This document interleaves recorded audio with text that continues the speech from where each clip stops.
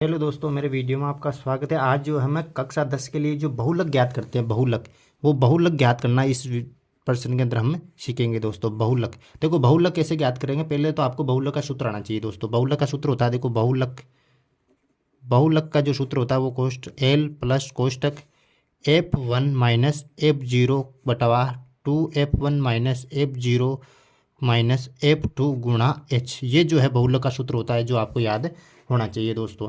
तो हम क्या करेंगे अब, जो देखो इस देखो ये प्रश्न दे रखा है। यहाँ पर मैंने समझाने के लिए एक प्रश्न उतार लिया है। एक तरफ जो है परिवारों की माप दे रखी है, जिसमें अंतराल है 1 से 3, 3 से 5, 5 से 7, 7 से 9, 9 से 11, ये अंतराल दे रखा होगा एक तरफ। और एक तरफ जो है आपको परिवारों की संख्या दे रखी होगी 7, 8, 2, 2, 1। इसको बारंबारता भी बोलते हैं, बारंबारता दे रखी होगी आपको, यही दे रखी होगी। और इसी के अंदर आपको छाटना। बहुलक बहुत ही आसान है। इसके अंदर देखो, इसके अंदर बहुलक के सूत्र के अंदर अभी पहले देखा एल क्या है। एल जो है दोस्तों बहुलक वर्ग की बहुलक जो वर्ग होता है उसकी निम्न सीमा है, यानी अंतराल जो होता है उसकी निम्न सीमा है। जैसे कि इस वर्ग के अंदर निम्न सीमा 1 है, इस वर्ग के अंदर जो निम्न सीमा है वो 3 है, इस वर्ग के अंदर जो निम्न सीमा 5 है, और इस वर्ग के अंदर जो निम्न सीमा 7 है, और इस वर्ग के अंदर जो है 9 है। तो इस प्रकार से बहुलक वर्ग की जो निम्न सीमा होगी वो होगी एल दोस्तों, plus F1 minus F0 बटावा 2F1 minus F0 minus F2 गुणा H। अब हमें देखना यह है कि इस प्रश्न के अंदर बहुलक वर्ग कौन सा है दोस्तों। बहुत ही आसान है बहुलक वर्ग छाटना। बहुलक वर्ग में आपको देखना है ये परिवारों की संख्या जो बारंबारता दे रखी होती है आपको, जैसे इसके अंदर परिवारों की संख्या ये जो है बारंबारता है दोस्तों।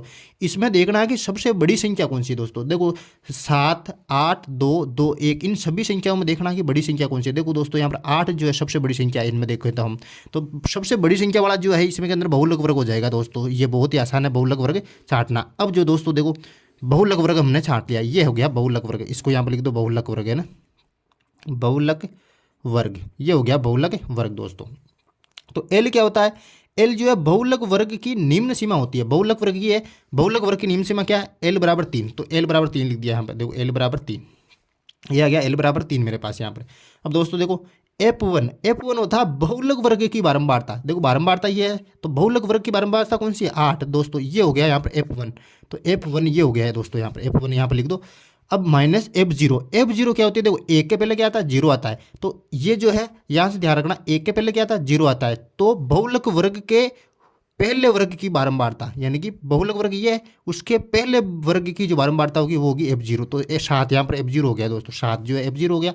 अब जो नीचे देखो F1 हमने छाट लिया, 2 से गुणा कर देना नीचे F1 को, और जो है माइनस F0 भी हमने छाट लिया वापस। जो F0 7 है यहाँ पे बहुलक वर्ग के पहले वर्ग की बारंबारता। और F2 क्या है, F2 क्या देखो दोस्तों, देखो 0 जो है 1 से पहले आता था पहले वर्ग की बारंबारता, और 2 जो है 1 के बाद आता है। तो बहुलक वर्ग के बाद वाले वर्ग की बारंबारता, यानी कि F2 ये हो जाएगा दोस्तों, F2 ये हो गया। तो सभी चीज़ें हमने छाट लिया। अब क्या करना है, सूत्र के अंदर हमें रखना। देखो एक चीज़ और रहेगी H, यानी कि H क्या है, H है दोस्तों अंतराल, यानी कि इनके बीच में अंतराल कितना, वर्ग अंतराल के बीच में अंतराल। देखो 1 में 2 जोड़े तो 3 आए, और 3 में 2 जोड़े तो 5, तो 2 2 का अंतराल है दोस्तों। तो H का मान कितना हो गया, 2 हो गया। तो ये जो है छाटना पड़ेगा आपको बहुलक ज्ञात करने से पहले। अब जो है हम केवल उस सूत्र के अंदर मान रख देंगे। देखो ये सूत्र देर का, देखो L की जगह रख दूंगा मैं 3, ये आ गया 3, प्लस का चिन्ह, ये प्लस का चिन्ह आ गया दोस्तों। F1 क्या है, F1 मैंने छटा था 8, तो 8 लिखो यहाँ पे, ये हो गया 8 माइनस F0 क्या है, F0 है दोस्तों 7, तो ये हो गया 7 बटा 2F1 क्या है, F1 ये है 8, तो 8 उतार दो यहाँ पे। माइनस F0 क्या है, F0 जो है 7, ये हो गया 7, माइनस F2 क्या है, F2 है 2, तो दोस्तों हो गया 2, गुणा H क्या है, H है वर्ग अंतराल, यानी कि वर्ग अंतराल कितना कितना का, 2 2 का। तो यहाँ पर छाट लिया मैंने 2, यानी कि वर्ग अंतराल की माप 2 दोस्तों। ये बहुत ही आसान है, देखो हमने मान रख दिया। अब क्या है, इसको केवल कैलकुलेशन करके हल निकालना है। तो देखो यहाँ पर आ गया 3 प्लस 8 में से 7 गया, कितना बचा दोस्तों, 1 बचा। यहाँ पर देखो 1, 8 दूने 16, ये बच गया 16, माइनस देखो ये भी माइनस का, ये भी माइनस का, दोनों जुड़ जाएगी। 7 और 2 कितने हो गए, 9 हो गए, माइनस के 9 यहाँ पर हो जाएगा, गुणा 2 दोस्तों, यहाँ पर ये आ गया। अब दोस्तों देखो 3 प्लस 1 को मैंने 2 से गुणा किया तो 2 आ गया नीचे, और 16 में से 9 जाएंगे तो कितने बचेंगे, 7 बचेंगे दोस्तों, ये बच गए यहाँ पर 7। अब जो है मैं क्या करूँगा, इधर देखो ये 3 के नीचे कुछ नहीं आता, 1 है, 7 और 1 का ले से लूँगा मैं, तो 7 आ गया, 1 का भाग 7 में दो 7 बार गया, 7 या 21, तो 21 मेरे पास यहाँ पर आ जाएगा। 7 एकम 7, 1 को गुणा करो 2 से, तो 2 आ गया यहाँ पे। अब देखो आगे 21 और 2 कितने हो गए, 21 और 2 हो गए यहाँ पर 23 मेरे पास, तो 21 और 2 हो गए 23, 23 में दिया 7 का भाग, तो देखो 7 या 21 कितने बचे, 2 बचे दोस्तों। 7 दूने 14, 7 या 21, 7 दूने 14 हो गए दोस्तों। 14 में फिर कितने बचे, 6 बचे। 7 या 8 56, ये हो गए 8। फिर कितने बचे, 4। 7 चौक 42, 7 7 7 14, 7 21, 7 28, 7 29, 7 चंग 42, 7 7 49, 7 चंग 42 दोस्तों, ये हो जाएंगे 7 चंग 42 यहाँ पे।